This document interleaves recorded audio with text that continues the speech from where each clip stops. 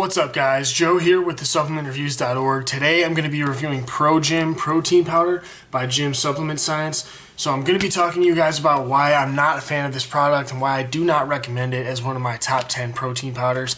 If you want to read my full ProGym review and check out some of my more highly ranked and more highly recommended protein powders, go to the supplementreviews.org, look in the protein powder section, and check out my top 10 best protein powders of 2018.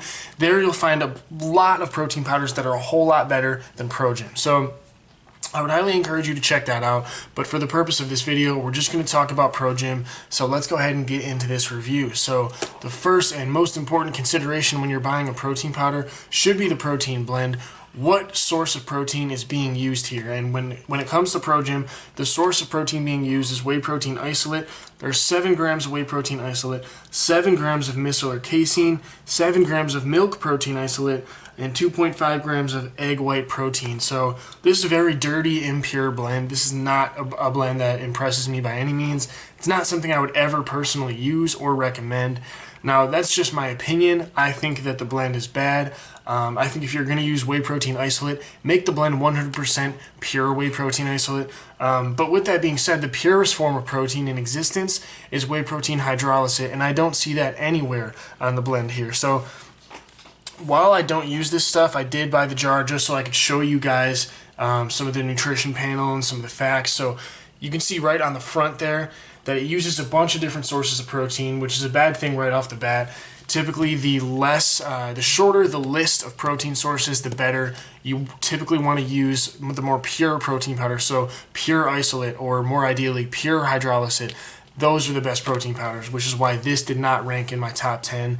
It just has too many different sources of protein that are ultimately going to prevent each other from doing their job, specifically whey protein isolate. That's the purest source of protein in this blend. And that would be a great blend if it was all isolate, but these other sources of less pure protein are going to dirty up the blend and cause isolate to be essentially less efficient in the end, which is why I think this protein blend is too problematic, and I would never use it or recommend it to anybody. So that's my personal opinion on ProGym, at least for the blend itself. When it comes to the nutrition panel and the white label, I'll let you guys take a look at that before I talk about it. Hopefully that'll focus in there and you should be able to see all the facts. So here's my opinion on the white label. 3.5 grams of fat per serving is too much fat.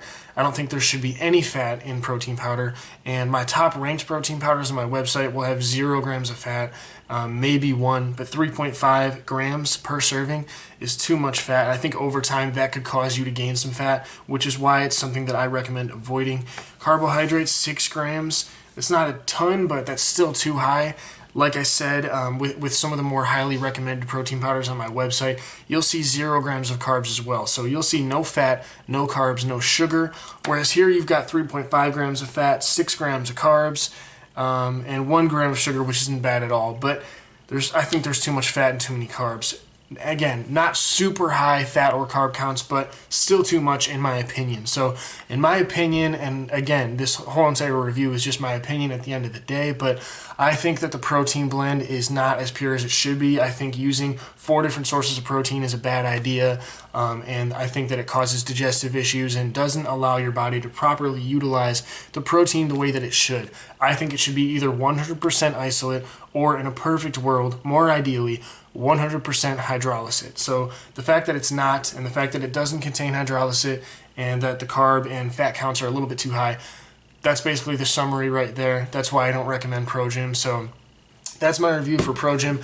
Like I said, if you want to read my full review and you want to check out some of the other protein powders that I've ranked more highly than this one and that I recommend a lot more highly than this one, go to the supplementreviews.org, check out the protein powder section. There you'll find my top 10 ranked best protein powders of 2018. So I would highly encourage you to go check that out. But thanks for watching, and feel free to leave a comment if you guys have any questions or concerns about ProGym.